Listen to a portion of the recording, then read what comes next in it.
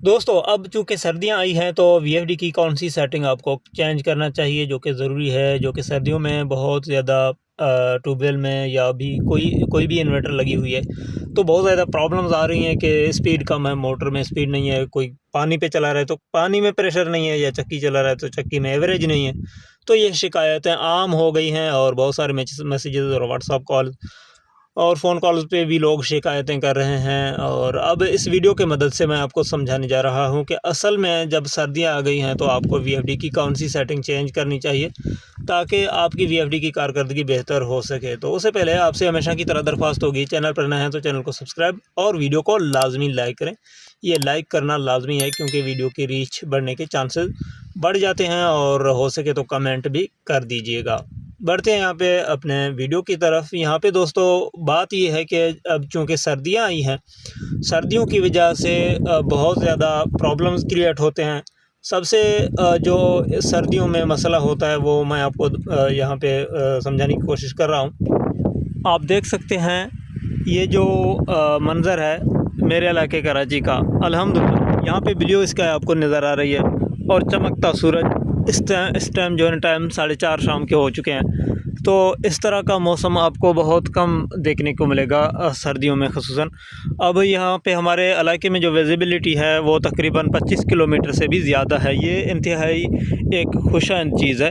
लेकिन सर्दियों में विज़िबिलिटी जो है ना डाउन होके वो 4 किलोमीटर या 3 किलोमीटर तक महदूद हो जाता है। तो इसका मतलब ये है कि जब 3-4 किलोमीटर तक विज़िबिलिटी यानी कि देखने की क़ुव्वत इंसान की जो धुंध की वजह से वो कम पड़ जाता है, वो जब 4 किलोमीटर या 3 किलोमीटर तक आ जाए ना तो ये समझ लेना कि सर्दियों ने या ये जो मौसम है उसने अपना अफेक्ट करना शुरू कर दिया है आपकी इन्वर्टर पे, आपकी सोलर सिस्टम पे अब अफेक्ट करना शुरू कर दिया है। यानी कि विजिबिलिटी डाउन होगी, यानी कि देखने की जो हद है वो कम होगी। तो फिर ये समझ लेना कि अभी सोलर जो है ना वो डिस्टर्ब होंगे और बुरी तरह डिस्टर्ब होंगे।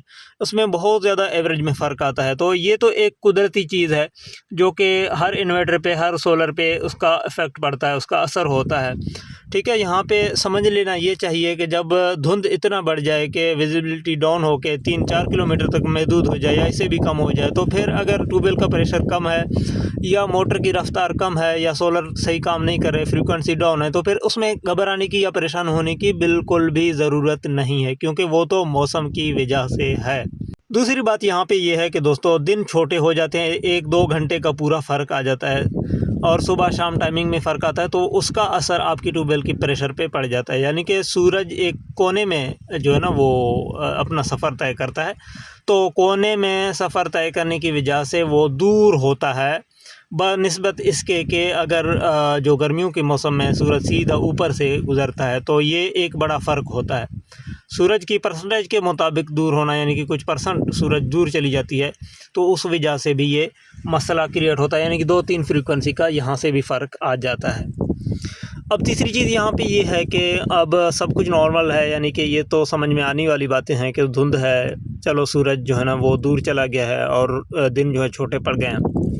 तो अब यहाँ पे तीसरी चीज़ यहाँ पे ये हो सकता है कि सर्दियों की वजह से, लो टेम्परेचर की वजह से ट्यूबवेल प्रेशर में जंपिंग ज़्यादा होगी, फ्रीक्वेंसी अप डाउन ज़्यादा होंगे। तो उसकी सलूशन आपको ढूंढना चाहिए सेटिंग के अंदर, क्योंकि अगर ज़्यादा झटका है, ट्यूबवेल प्रेशर में जंपिंग है, पानी कम हो रहा है, ज़्यादा हो रहा है, ये मज़ा नहीं देगा। फिर इसकी सेटिंग आपको करनी पड़ेगी। वो कैसे होगी आप परेशान ना हो, मैं आपको इस वीडियो के ज़रिए से समझा दूँगा।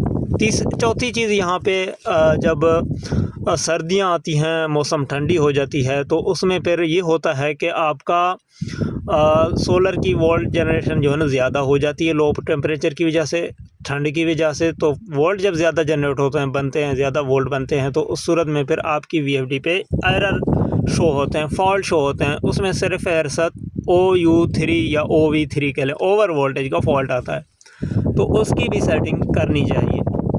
ये 2 सेटिंग हो गए, 2 प्रॉब्लम हो गए। तो इसके अलावा कोई ऐसी सेटिंग नहीं है कि फ्रीक्वेंसी को ऊपर लेके जाए।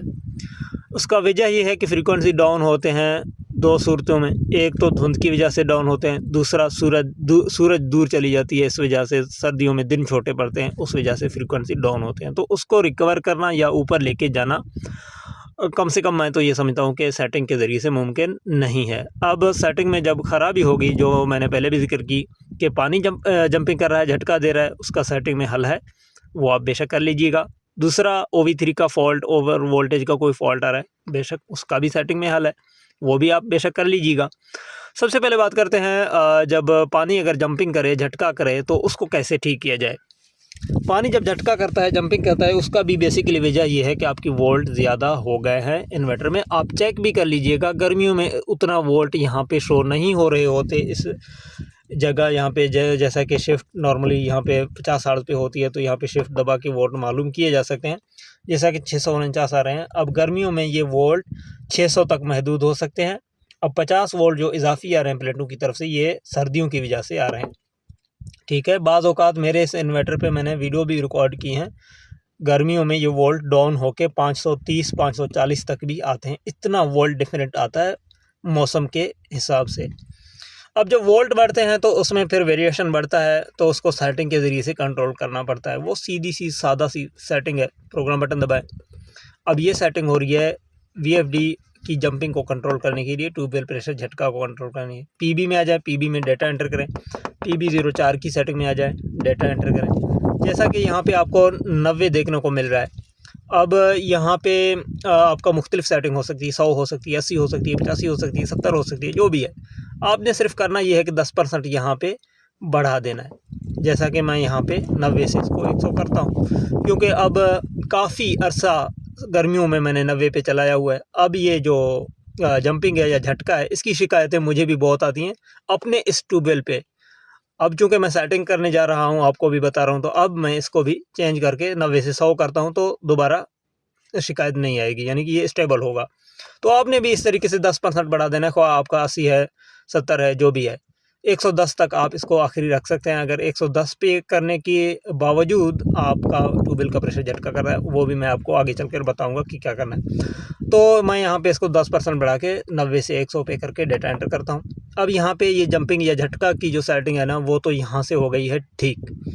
अब दूसरी चीज़, OV3 का फॉल्ट अगर आ जाए, ओवर वोल्टेज का, बेहतर ये है कि आप अपने कनेक्शन चेक करें, अपने प्लेटों की सीरीज़ देखें कि अगर आपकी प्लेटें एक सीरीज़ में ज़्यादा हैं, 800 वोल्ट ज़्यादा, 800 से ज़्यादा वोल्ट आ रहे हैं, तो फिर आप कोशिश करें हर एक सीरीज़ में एक प्लेट कम करें अगर गुंजाइश हो, तो उसको बेहतर तरीका है। क्योंकि VFD भी फिर ख़तरे के अंदर है ना, वोल्ट ज़्यादा हो रहे हैं, 800 को भी क्रॉस कर रहे हैं, OV3 ओवर वोल्टेज का फॉल्ट शो कर रहा है। तो इसको सेटिंग से छेड़छाड़ करने की बजाय अगर आप एक एक प्लेट को कम करें उस दौरान, तो ये बेहतर एक तरीका हो सकता है, क्योंकि इन्वर्टर की सेफ्टी भी आपके लिए लाजमी है, क्योंकि ये किसी भी वक्त जल सकती है या इसमें कोई कैपेसिटी फट सकती है। तो अदरवाइज़ अगर आप सेटिंग को चेक करना चाहें, बाज़ औक़ात सेटिंग के अंदर एक ऐसी प्रॉब्लम होती है कि आर्टिफिशियली जो इसकी वोल्टेज है वो बूस्ट पे होते हैं सेटिंग की वजह से, उसको ख़त्म करना भी लाजमी होता है। वो मैं आपको दिखाता हूँ। PE की सेटिंग, मास्टर सेटिंग में आए, डेटा एंटर करें। इसकी कोई भी ग्रुप आप अपने थ्रू चेंज नहीं कर सकते, क्योंकि ये मास्टर सेटिंग है, ये VFD को ख़राब भी कर सकती है। PE की जो सेटिंग है वो बिल्कुल आपको हम जो बता रहे हैं उसी तरीके से करें, इससे आगे आपने नहीं बढ़ना, किसी भी पैरामीटर में चेंजिंग नहीं करनी। यहाँ पे अप डाउन करने की अगर कोशिश करेंगे भी तो नहीं होगा। PE00 जो कि शो हो रहा है ना, वजह यह है कि इसमें पासवर्ड है। पासवर्ड किस तरह डालना है, PE00 पे दोबारा डेटा एंटर करें, यहाँ पे सारे ज़ीरो होंगे, शिफ्ट की मदद से यहाँ पे इसको लिखने हैं 40721, ये होता है इसकी पासवर्ड 40721। आपने भी यही लिखना है 40721, डेटा एंटर करना है, आगे बढ़ना। देखें अब 1 आ गया, 2 आ गया। अब आर्टिफिशियली जो बूस्ट होते हैं वो ग्रुप है इसमें PE10 के अंदर। अब यहाँ पे डेटा एंटर कर देखें, यहाँ पे 115 है। अब इसकी बूस्ट को आपने ख़त्म करके 100 पे करना है। जिस तरह 115 पे मैं आपको एक दफ़ा वोल्ट चेक कराऊँ, यहाँ पे शिफ्ट दबाते हैं, देखें 647 वोल्ट आ रहे हैं।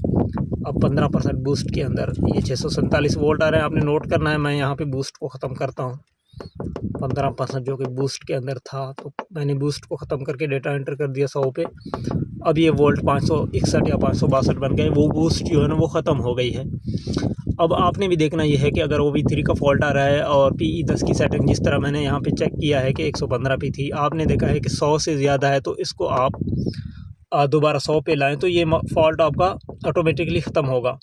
अगर पहले 100 पे है तो फिर आपको क्या करना है, फिर आपने करना ये है कि PE07 की जो सेटिंग है, इसमें यहाँ पे नॉर्मली 800 होता है, तो आपने 800 से कुछ ज़्यादा करना, 850 या 900 तक कर सकते हैं। लेकिन फिर से मैं वही बात करूँगा जो कि हर एक सीरीज़ में एक एक प्लेट उतार दो, क्योंकि ये फिर आपका VFD रिस्क के अंदर, ख़तरे के अंदर आता है।